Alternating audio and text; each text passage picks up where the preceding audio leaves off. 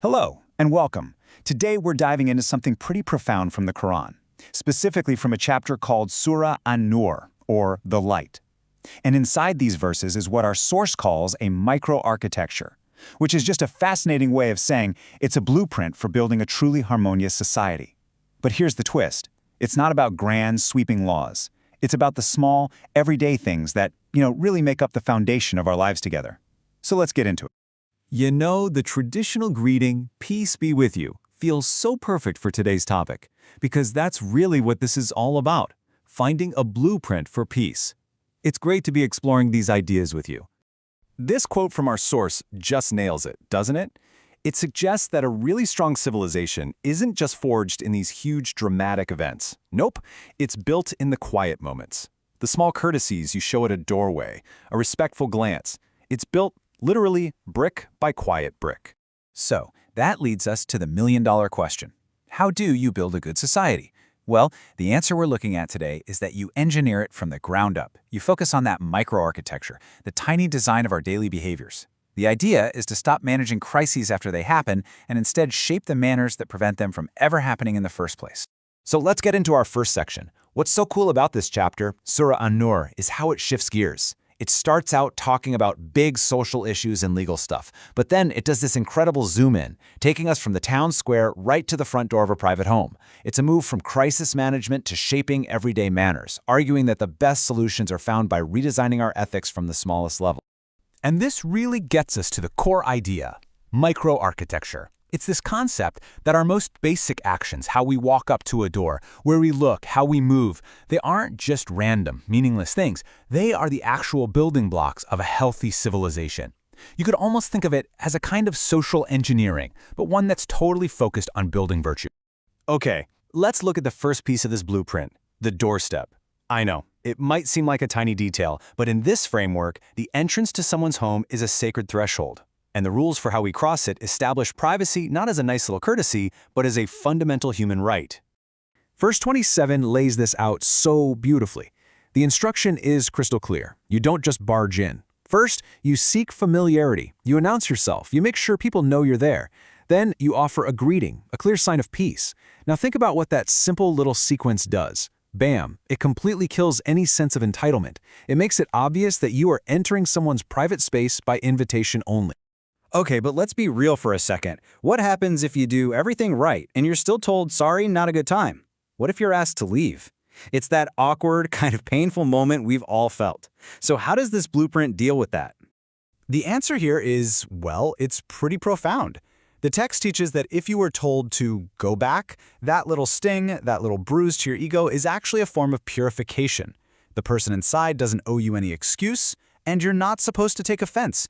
You just gracefully accept their right to privacy. It's in that simple act of humility that you're purified. And this is where you see how smart and precise this system is. The rules for entering a private home, super strict. But the very next verse says, hey, these rules don't apply to public places, like an old ruin or an inn, where you might need to go in for some benefit. It shows it's not a rigid, one-size-fits-all rule, but a deeply contextual one. Okay, so from the external architecture of the house, the blueprint now shifts and moves inward. It goes to the internal gatekeeper, your gaze. The focus goes from protecting physical space to managing our own attention, our own desires. The wisdom here is all about tackling a problem at the source.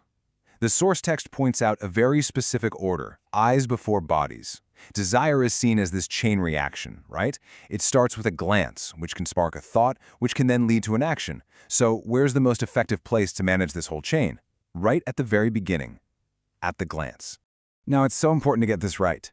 This is not about repression. It's not about pretending you don't have feelings. It's about developing command authority over your own attention.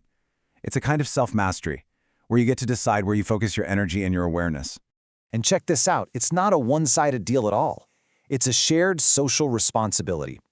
The command to lower the gaze and guard chastity is given to both believing men and believing women. The core principles are exactly the same. Then, the verses add some specific guidance for women about their adornment, civilizing its expression, so it's framed as this balanced, mutual effort. But here's the thing. Individual self-control is huge, but it's only half the story. The blueprint recognizes you can't just tell people to be good and then throw them into a social vacuum. Society itself has a massive role to play in making virtue even possible. So, on the one hand, you have the command to the individual. For those who don't have the means to marry yet, the instruction is to practice self-control.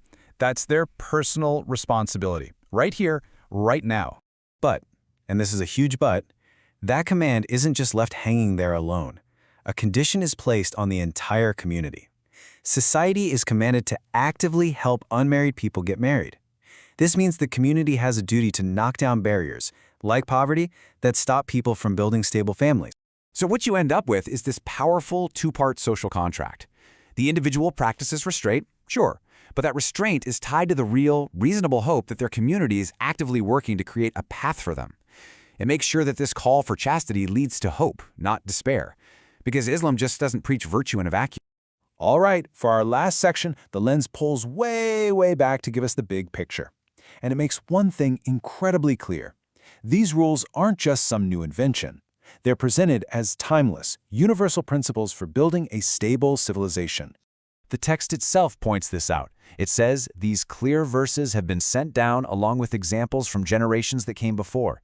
In other words, this is time-tested wisdom. The past gives you the proof, the present gives you the choice, and the future, well, the future depends on whether we actually learn the lesson. So, when you boil it all down, what's the big takeaway here? This whole microarchitecture for a healthy society is built on these core pillars: respecting people's space, governing your own sight, tackling desire before it gets out of hand, making marriage something everyone can access, and through it all, preserving human dignity in all those small, quiet interactions. And the whole thing ends with a pretty powerful warning. It suggests these aren't just, quaint suggestions. They're more like the operating instructions for social harmony. And if we ignore them, history has a tendency to repeat itself, often very loudly and painfully. So that leaves us with one final thought. In our modern world, are we listening?